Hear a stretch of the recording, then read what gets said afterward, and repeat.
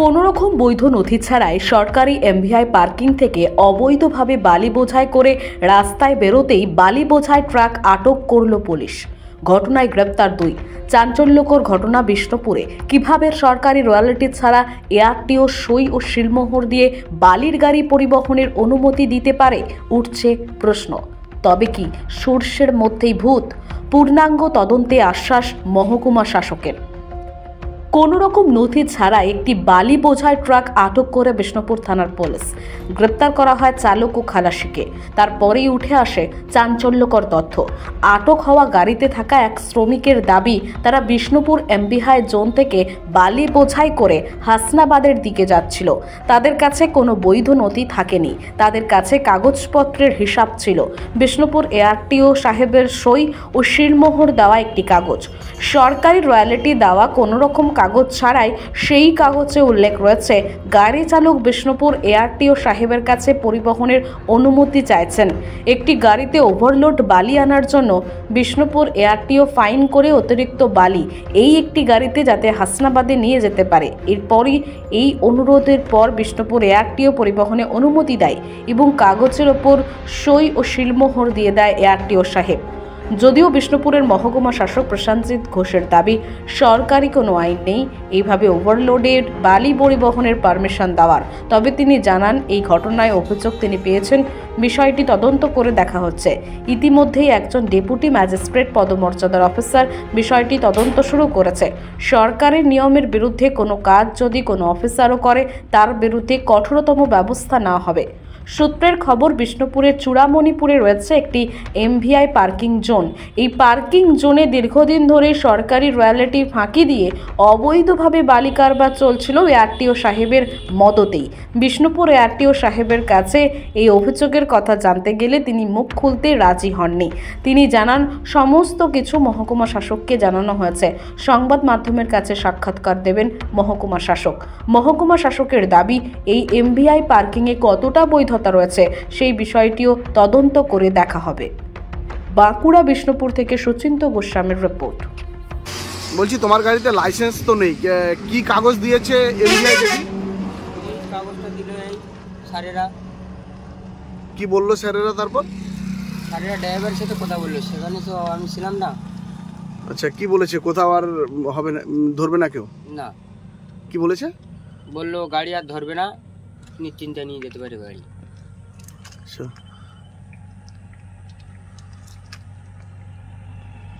এই কি নিয়ে এসছো গাড়িতে তোমরা? বালি। কোথা থেকে নিয়ে এলে? ওই তো ওই এমবিআই পার্কিং থেকে। এমবিআই পার্কিং থেকে। এই গাড়ির কোনো চালান ছিল? না। হ্যালো? না, চালান ছিল না। আচ্ছা, কিভাবে তাহলে নিয়ে আসছিল গাড়ি? মানে আর একটা গাড়ি ছিল, ওই গাড়িটা ওভারলোড ছিল, ওই ওভারলোড এমবিআই ধরেছিল। এবার বললো মাল তো ওভারলোড নিয়ে যেতে দেবে না, পাসিং মাল নিয়ে যেতে দেবে।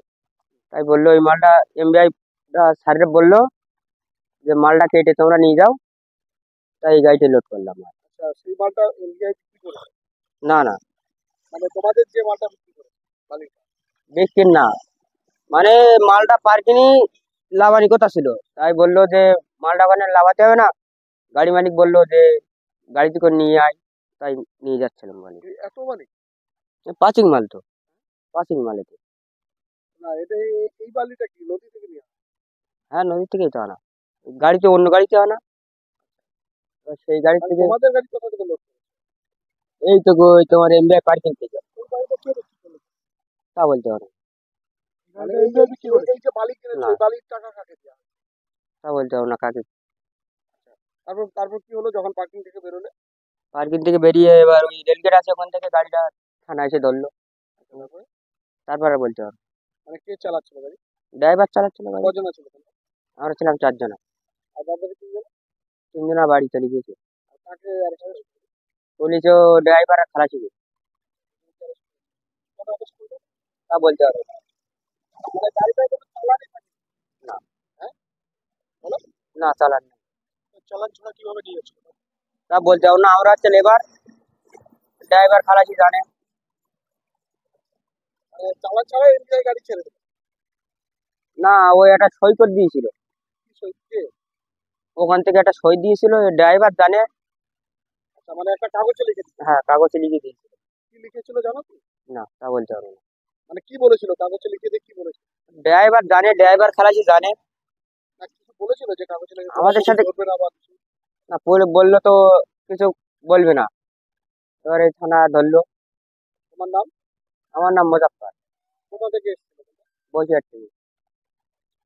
নামটা আলাদা? মুজাফফর, মুজাফফর মুজাফফর গাজী। কাজী। একটা অভিযোগ আমাদের নজরে এসেছে, বালির গাড়ি আটক করে তারপরে সেই গাড়িকে আবার অ্যালাউ করা, তার রয়্যালটি কেটেছে কিনা, এই সব ইস্যু নিয়ে একটা অভিযোগ আমরা পেয়েছি। গোটা বিষয়টা অত্যন্ত সিরিয়াসলি আমরা দেখছি। আমার অফিস থেকে একজন ডেপুটি ম্যাজিস্ট্রেট পদমর্যাদার অফিসার বিষয়টা এনকোয়ারি করছেন।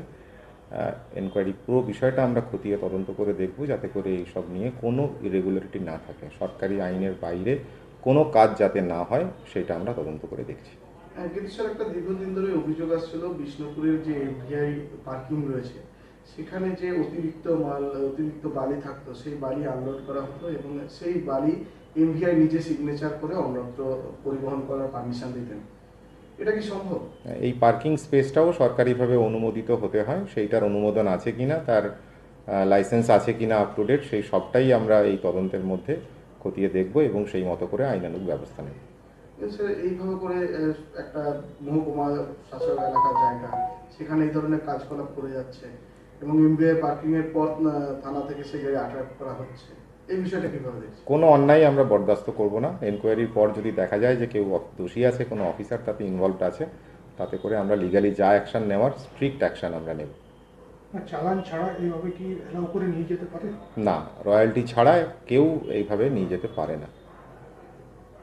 চোখের ভরসা চশমা। ঐতিহাসিক শহর বিষ্ণুপুরে চশমার জগতে আদি ও বিশ্বস্ত প্রতিষ্ঠান নবরূপে সুসজ্জিত দত্ত অপটিক্যাল এক্সক্লুসিভ। এখানে পাবেন বিভিন্ন নামি দামি কোম্পানির ফ্রেম, লেন্স ও সানগ্লাসের বিপুল সম্ভার। মাল্টি ব্র্যান্ড অপটিক্যাল স্টোর, ঠিকানা রশিদগঞ্জ মিলনী ক্লাবের পাশে, বিষ্ণুপুর, বাঁকুড়া। Mobile number 9474620413। অভিজ্ঞতাই শেষ কথা।